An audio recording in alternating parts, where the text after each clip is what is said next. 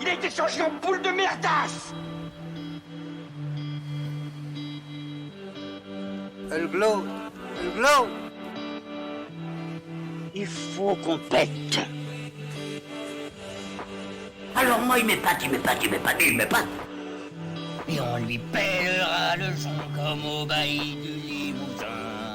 On a pendu un beau matin. On a pendu avec ce tripe. Flattez-moi. Eh ben la denrée, on est en France. Allez, cul sec. Bonjour, bienvenue sur Retourne en dire plus. Aujourd'hui, on va parler d'un film à l'origine d'une trilogie, plus un film de Tim Burton, La planète des singes. Allez, c'est parti mon kiki.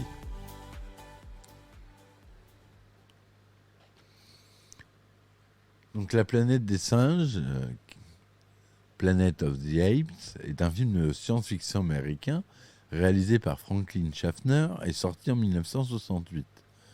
Le scénario est écrit par Rod Serling et Michael Wilson, d'après le roman homonyme de Pierre Boulle. Il s'agit du premier film de la franchise La planète des singes. L'histoire suit le capitaine George Taylor, incarné par Charlton Heston, un astronaute qui amérit sur une planète inconnue. Capturé par des singes évolués, il découvre que ceux-ci dominent la planète et ont réduit en esclavage les humains primitifs qui s'y trouvent. D'abord protégé par les chimpanzés progressistes Syrah et Cornelius, Taylor doit ensuite s'enfuir avec eux pour échapper au docteur orang-outan Zaius, l'hypocrite ministre des Sciences. Cornelius les emmène sur le site archéologique où ils travaillent. Retrouvé par Zaius, Taylor force ce dernier à admettre que ce que Cornelius a mis au jour, une civilisation humaine avancée a existé avant celle des singes sur cette planète. Le producteur Arthur P. Jacobs obtient les droits d'adaptation du roman dès 1963, mais ne parvient pas à convaincre la 20th Century Fox de lancer la production qu'en 1966.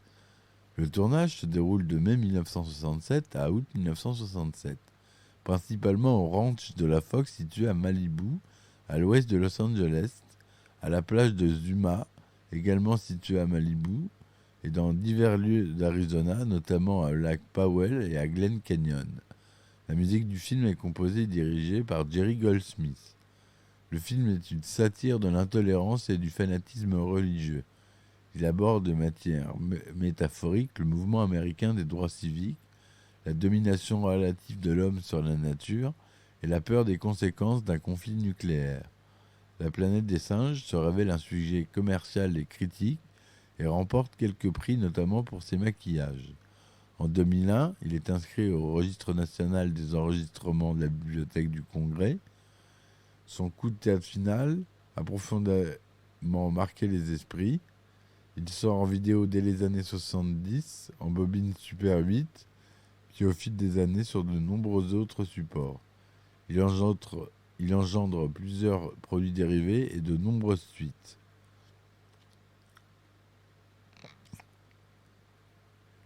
La planète des singes, si je vais vous dire, il y a eu Le secret de la planète, 4 films, donc 5 films en tout. Alors le synopsis. En 1972, un vaisseau spatial américain part en mission d'exploration avec 4 membres d'équipage à son bord. Au terme d'un voyage d'une année, correspondant selon la théorie de la relativité à 2000 années passées sur Terre, le vaisseau amérit le 25 novembre 3978 sur une mystérieuse planète au cœur d'une région désertique. Réveillés par le choc, les astronautes découvrent que leur collègue féminine, Carol Stewart, est morte lors du périple des suites lors d'une fuite d'air de son caisson de survie. Les 3 survivants, le capitaine George Taylor et ses lieutenants, John Landon et Thomas Dodge, gagnent la terre ferme grâce à un canot de sauvetage. Taylor explique à ses hommes qu'ils doivent être sur une planète de l'étoile Bellatrix, dans la constellation d'Orion. Ils marchent ainsi dans une région désertique, puis découvrent des plantes et enfin une signe de vie intelligente, des épouvantails. Un peu plus loin, il tombe sur une vallée luxuriante où il trouve un point d'eau et s'y baigne. C'est alors que des hommes primitifs arrivent et détruisent leurs instruments et leurs vêtements.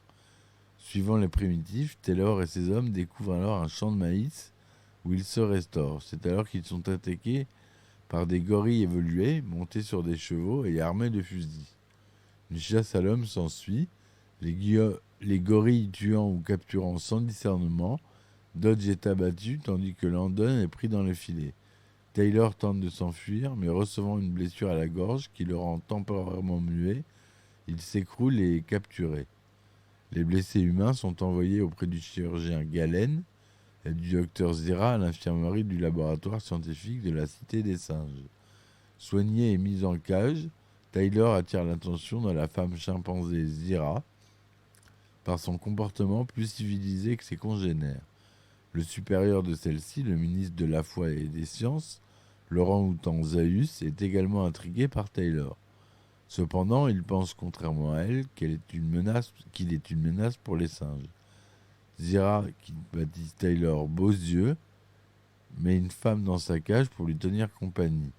Zira veut prouver que les singes peuvent domestiquer des hommes et ces derniers ne doivent plus être considérés comme des bêtes sauvages. Beaux Yeux, si vous regardez le film de 2011 de la planète des singes, il nomme le personnage Beaux Yeux, référence à ce film.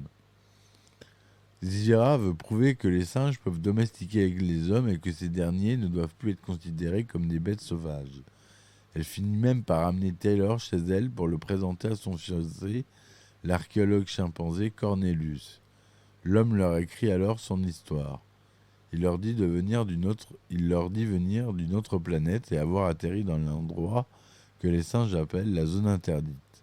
Cornelius, sceptique, pense cependant que Taylor est le chaînon manquant de l'histoire de l'évolution simiesque. Zaius, toujours méfiant, ordonne la castration de Taylor.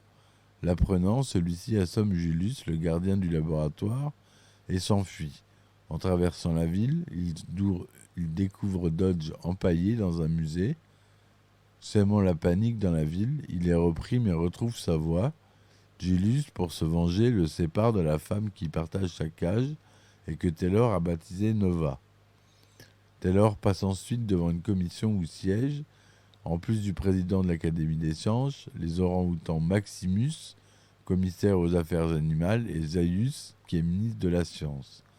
L'accusation est menée par le docteur Honorius, l'adjoint ministre de la justice. Zira et Cornelius sont également présents car Zaius les soupçonne d'avoir modifié Taylor pour lui donner la parole. Taylor raconte à nouveau son histoire mais n'est pas cru. Le tribunal lui permet alors de retrouver Landon, mais Taylor s'aperçoit que ce dernier a subi une trépanation qui l'a rendu stupide. La séance est ensuite levée et Zaius fait venir Taylor dans son bureau. L'orang-outan lui avoue qu'il considère comme un mutant et souhaite savoir où se cachent ses semblables. Taylor n'ayant rien à lui révéler, Zaius le fait ramener en cage. Le soir venu, Lucius, le neveu de Zira, pénètre dans le laboratoire et aide Taylor à assommer Julius. Quittant le laboratoire avec Lucius et Nova, Taylor fuit ensemble la ville avec eux et Zira. Ils sont alors rejoints par Cornelius qui souhaite les emmener sur les lieux d'une ancienne fouille archéologique dans la zone interdite. En se rendant là-bas, il pourrait prouver sa théorie du chaînon manquant et ainsi se blanchir auprès de la commission. En chemin, il apprend à Taylor que cette région aride est interdite aux singes depuis 1200 ans par le législateur qui a rédigé la loi des singes.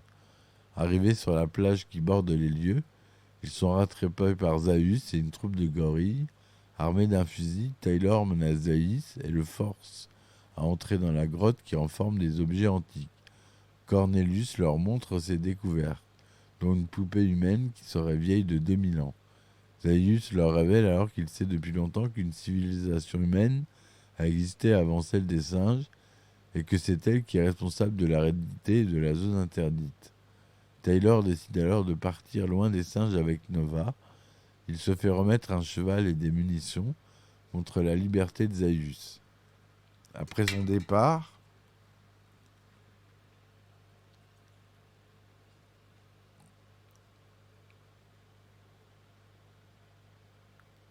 le ministre ordonne que la grotte soit détruite pour faire disparaître les découvertes de Cornelius et Zira. Suivant la plage, Taylor découvre horrifié les vestiges à moitié ensevelis de la Statue de la Liberté, ce qui lui fait prendre conscience que la planète où il a échoué n'est autre que la Terre. Plein de désespoir, Taylor tombe à genoux tout en fustigeant l'humanité pour avoir détruit son propre monde. Donc à la réalisation, on a dit qu'on avait Franklin Gene Schaffner, la musique Jerry Goldsmith. Le budget est de 5 800 000 $. La société de production, c'est Abjack Productions et la 20th Century Fox, comme la distribution. Il a été tourné en anglais, en couleur 35 mm, 2/39e, son stéréo 4 pistes. Il dure 112 minutes. Il est sorti aux États-Unis le 8 février 1968 en première, puis le 3 avril en sortie officielle et le 25 avril 1968 en France. On a Charlton Heston qui joue George Taylor, Roddy McDowall qui joue Cornelius, Kim Hunter qui joue Zira,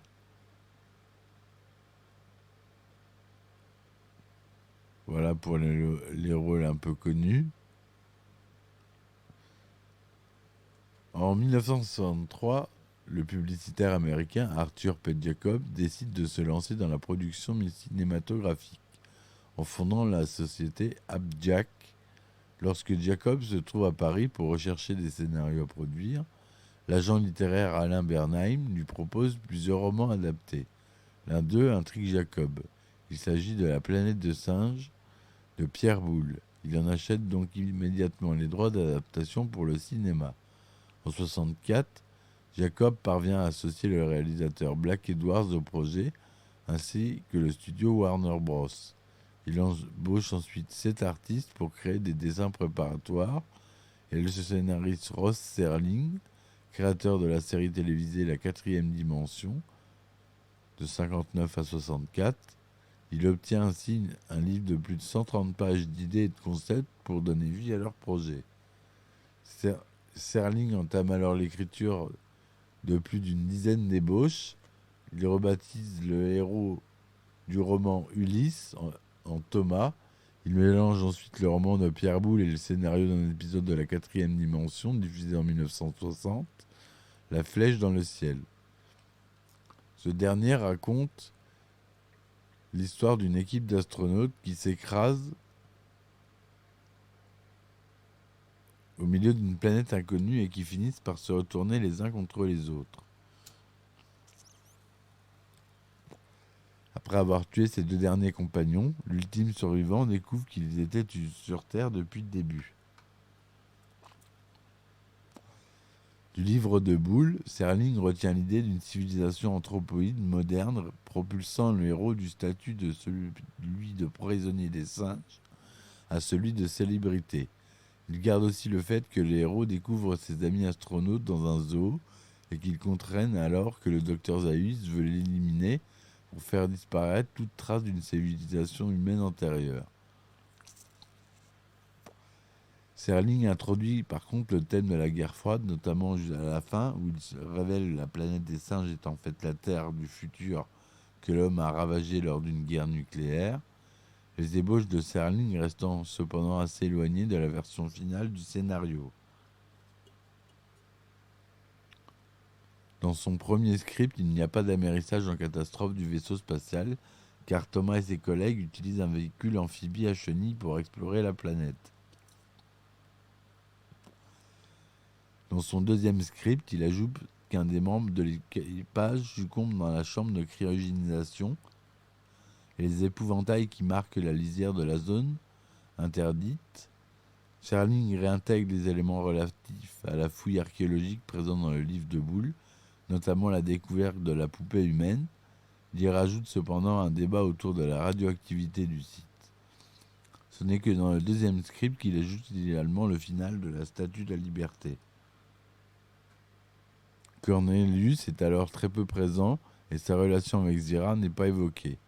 Et dans le troisième script, Serling transfère certains de ses dialogues de Zaius à Cornelius, qui est cette fois présenté comme étant l'époux de Zira. Au cours de cette intrigue, Zira emmène Thomas à dîner en ville et l'enivre. Il reprend ensuite un autre élément du roman lorsque Thomas demande d'embrasser Zira pour lui dire au revoir. Elle lui réplique « Mais vous êtes tellement laid !» Warner Bros. Réalise donc des projections budgétaires qui indiquent que le budget est trop onéreux. Jacob accepte ainsi de revoir le budget à la baisse. Frustré par ce revirement, le réalisateur Black Edwards quitte le projet.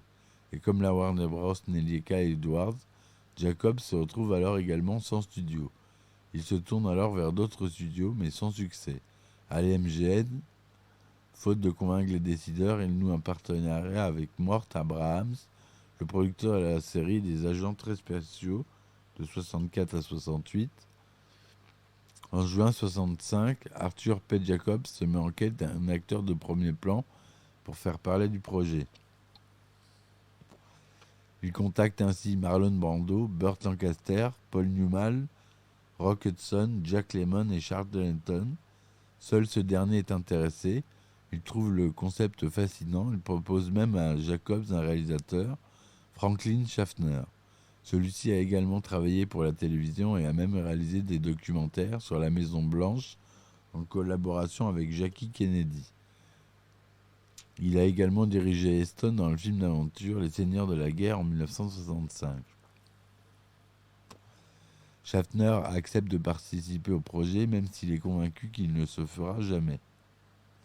Jacobs obtient également l'accord de l'acteur Edward J. Robinson pour jouer le rôle du docteur Zaius.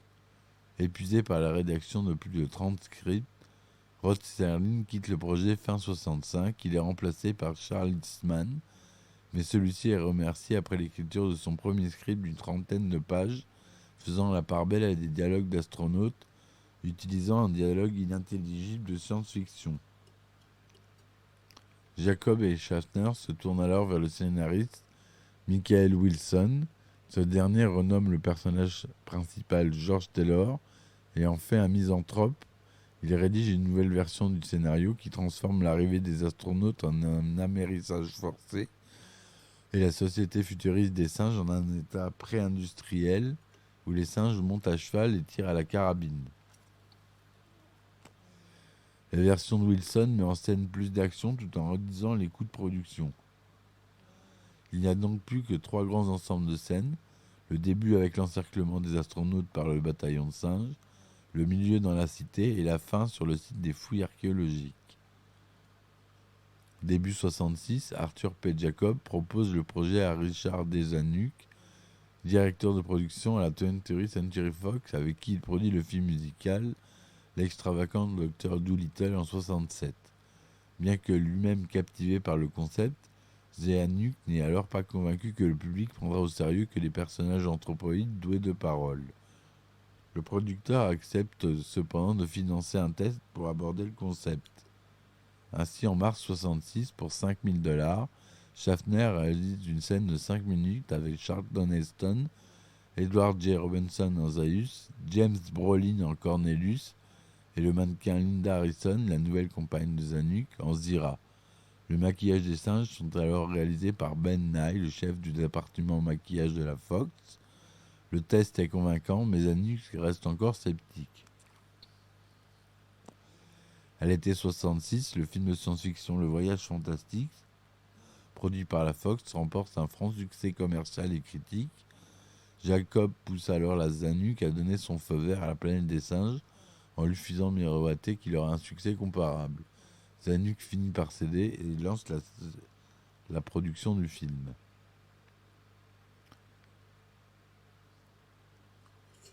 Le chef du département artistique de la Fox, Jacques Martin Smith, fait découvrir à Schaffner l'endroit idéal pour les scènes de la zone interdite, les abords du lac Powell dans l'Utah, qui ont servi 2 ans plus tôt au décor au péplum biblique les plus grandes histoires jamais contées. Lors de sa première visite sur les lieux, le caméraman de Schaffner, Leo Cameron, lui déclare « C'est un véritable paysage épique ». En 1967, en janvier, la création des costumes du film est confiée à Morton Hack et à la création du maquillage à John Chambers. Ce dernier avait notamment créé le maquillage de la série Perdu dans l'espace, mais aussi Les Monstres, 64 à 66, et d'Au-delà du réel, 63 à 65. Pour la planète des singes, il doit concevoir 3 espèces distinctes de grands singes. Les gorilles, les chimpanzés et les orang-outans. De plus, il doit personnaliser les visages de Zaius, de Cornelius et de Zira, et des autres simiens de premier plan. Il doit également fournir des maquillages pour l'ensemble des habitants de la Cité des Singes. Chambers développe alors plusieurs prothèses en latex pour permettre au visage des interprètes de former des expressions. Il y en a une pour le menton, une pour la partie supérieure de la bouche et le nez, et une pour l'arcade sourcilière. Cependant, les premiers résultats ne convainquent pas Jacobs. Chambers et ses maquilleurs ont en effet retravaillé à partir de photos et sont allés voir des singes au zoo, mais ne se sont jamais approchés d'un singe. Kreber parvient à leur trouver un singe dans la personne de Debbie, la chimpanzé femelle de la série Perdue dans l'espace. Les maquilleurs examinent alors la texture et la couleur de sa peau et prennent la photo de ses mains. La semaine suivante, les maquilleurs réalisent un nouveau concept qui fonctionne. Durant le tournage, l'équipe de Chambers compte 60 maquilleurs et 40 perruquiers qui produisent tous les jours grimages et prothèses pour 35 à 38 personnages de premier plan et 160 personnages de second plan. Les maquillages coûtent à eux seuls un des 5,8 millions de dollars du budget. Cardiac, l'acteur J. Edward Robinson, se retire alors du projet. Il pense en effet ne pas pouvoir supporter les nombreuses heures de maquillage. Schaffner confie donc le rôle de Zaius à l'anglais Maurice Evans, un autre acteur britannique. Roddy McDowell est retenu pour incarner Cornelius. Jacob propose le rôle de Syrah à Shirley MacLaine, puis à Judy Harris qui le refuse. Et finalement, c'était Kim Hunter qui l'accepte. Face aux responsables de la Fox qui ne comprennent pas pourquoi il engage des interprètes confirmés pour interpréter des singes, selon Kreber, de simples cascadeurs suffiraient, Schaffner leur affirme « Il faut des acteurs véritablement doués qui puissent projeter des émotions. » Le rôle muet de Noah est confié à Linda Harrison, la compagne du producteur Richard D. Zanuck. Le tournage débute le 21 mai 1967. La scène d'exploration dans la région du lac Powell en Arizona par les astronautes sont les premières tournées en décor naturel. Le superviseur artistique William Kreber indique d'ailleurs que vous pouviez parcourir des kilomètres et il n'y avait rien qui poussait. C'était donc le cadre parfait. Ces scènes sont particulièrement difficiles pour les comédiens et les techniciens à cause des températures qui frôlent les 38 degrés Celsius. Jeff Burton, qui interprète l'astronaute Dodge, s'évanouit même à cause de la chaleur. Les autres scènes en terrain désertique sont également tournées en Arizona, près du Glen Canyon, du fleuve Colorado et de la ville de Page. Après plusieurs jours de tournage, le producteur Mort Abrahams demande au réalisateur pourquoi ils sont toujours dans le désert à tourner des scènes d'introduction. Schaffner lui répond qu'il veut faire ressentir aux spectateurs sur la durée l'épreuve endurée par les astronautes pour donner le ton au film. La partie de la chasse aux humaines organisée par les gorilles est minutieusement préparée par le réalisateur Franklin Schaffner, qui souhaite faire de cette scène un des grands chocs cinématographiques de l'époque. Il fait par exemple pousser un champ de maïs en un temps record au beau milieu du ranch de la Fox pour rendre la battue plus mystérieuse. Pour rendre l'apparition des gorilles plus effrayante, Kreber teinte le pelage des gorilles et de leur monture dans une même palette de mauve et de noir, donnant aussi l'impression que les gorilles ne font plus qu'un avec leur monture, comme des sortes de centaures. De plus, pour rendre plus effrayant les chaînes du ranch de la Fox, Kreber demande alors que tout soit tourné à contre-jour, afin qu'on ne voit pas les arbres verts mais presque noirs. Le 13 juin, alors que doit être tournée la scène où Taylor doit retrouver la parole après avoir été rendu muet, Charlton Heston se réveille avec une angine. Malgré cela, il parvient à tourner la scène. Il indique d'ailleurs, comme il s'agit de la première scène où nous entendons Taylor après sa blessure à la gorge, le cri rauque que j'ai pu produire était idéal. D'une manière générale, le tournage n'était pas reposant pour l'acteur. Le même jour, il reçoit des coups de tuyau d'arrosage le laissant dégoulinant d'eau. Le 21 juin, lors de la scène du procès, il est malmené par un gorille qui le ligature et le tient attaché. Le 29 juin, il passe la journée à courir pieds nus au sein de la Cité des Singes. Le 19 juillet, il reçoit des torrents d'eau dans une capsule spatiale censée sombrer. Le même jour, il note dans son journal « Je réalise qu'il n'y a aucune guerre de scène dans ce satané film où je n'ai pas été traîné, étranglé, ramassé dans un filet, pourchassé, arrosé, fouetté, saigné, pris pour cible, bâillonné, lapidé, chevauché et d'une manière générale maltraité. » La scène finale où Taylor s'écroule devant les ruines à demi ensevelies de la Statue de la Liberté a été tournée à la plage de Zuma à Malibu entre le 3 et le 10 août. Seules la tête et le torse de la statue sont construites sur les lieux. La vision d'ensemble est une peinture sur cache réalisée par Émile Cossa, directeur adjoint du département peinture de la Fox. Le tournage prend fin le 10 août 1976 à cause de restrictions budgétaires qui contraint le réalisateur à n'avoir que 45 jours de tournage au lieu des 55 prévus. Le montage est confié à Hugh S. Fowler et avance rapidement. Un passage du film est cependant problématique et peut contrevenir au code de production du cinéma américain. Il s'agit de la phrase que Taylor prononce à la fin du film « God damn you ». Le producteur Arthur P. Jacobs convainc les censeurs d'autoriser cette phrase car elle ne vise pas à maudire Dieu, mais demande plutôt à celui-ci de damner ceux qui ont détruit la civilisation. Le montage est terminé dès l'automne 1967. Le producteur Richard Zanuck, même s'il soutient le film, a un doute sur la réaction du public. Il craint que les spectateurs se mettent à rire en entendant que les singes parlaient. Il organise alors une projection test dans la ville de Phoenix. Cette séance le rassure car le public adhère complètement au postulat. Il déclare d'ailleurs que c'est à cet instant seulement que nous avons compris. Nous avions touché quelque chose profondément enfoui en chacun de nous. Les gens étaient captivés. Le film est salué par une critique dithyrambique quasi unanime. Elle voit en ce film de science-fiction sérieuse et adulte, à l'instar du film sorti le même jour, 2001, l'Odyssée de l'espace, est loin des feuilletons du type de Flash Gordon, de 54 à 55. Dans la revue Life, Richard Schickel écrit que La planète des singes est l'un des meilleurs films américains que j'ai vus jusque-là cette année. C'est une œuvre consciente et enthousiasmée par ses propres possibilités. Même la critique acerbe Pauline Kael de The New Yorker adore le film et elle écrit que c'est l'un des meilleurs opus de science-fiction à n'avoir jamais été produit par Hollywood. Kael, d'habitude très critique avec Charlton Heston, loue la prestation de l'acteur. C'est l'archétype de ce qui fait que les Américains gagnent. Il représente la puissance américaine. Il incarne le mythe de la star du cinéma à un point que ça en devient absurde. C'est le parfait Adam américain. Le scénariste Michael Wilson dit d'ailleurs que le personnage de Taylor est un second Adam qui devient l'unique espoir de survie d'une espèce qu'il méprise. Il a même proposé au producteur Arthur P. Jacobs de rebaptiser le film Notre second Adam ou Adam 2.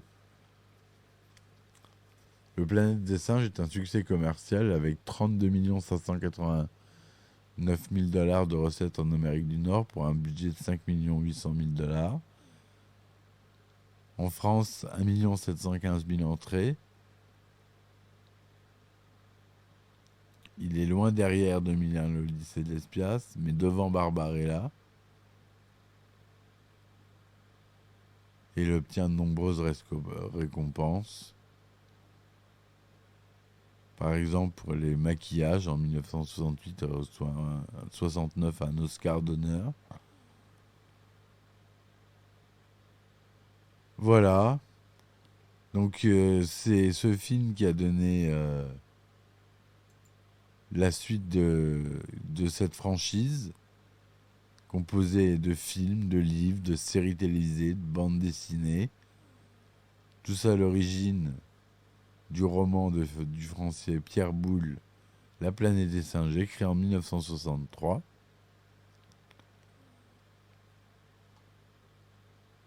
Voilà, j'espère que cette chronique vous aura plu. On fera la prochaine sur la version de 2001 par Tim Burton.